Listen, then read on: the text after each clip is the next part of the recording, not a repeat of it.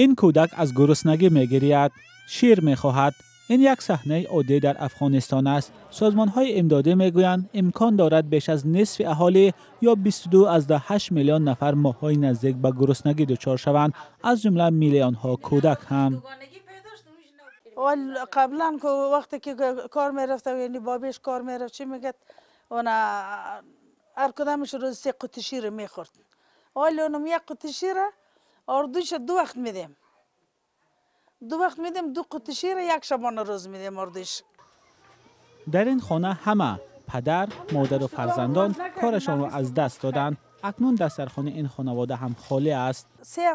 2 هفته میشه که ما دیگه دیدگاه نکردیم سر منقل.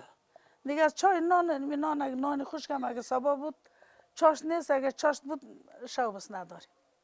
جنگ 40 ساله افغانستان را بینوا کرد. از 4 از 10 حصه بودجه کشور از خارج سرمایه گذاری می شد.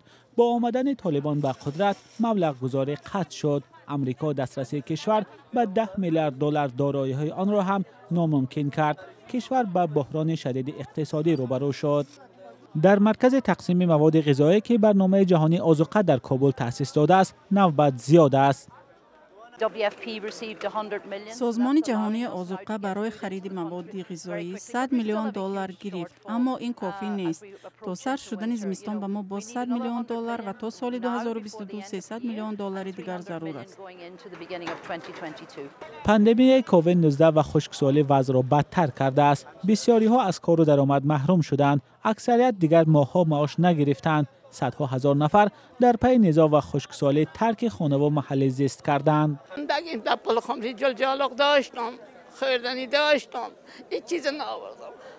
پایم زخمی شده، یعنی پایم کسر کده زخمی است. افغانستان با یکی از بدترین بحران‌های بشری روبرو است. کمک‌های مالی به چنین خانواده‌ها امکان می‌دهد که مواد غذایی داشته باشند، اما این کمک‌ها هم موقتی اند. کمک‌هایی که به آنها رسانیده می‌شود تنها برای 1 ماه می‌رسد. با آمدن سرما ساکنان در این فکرند که سال را چگونه پس سر خواهند کرد.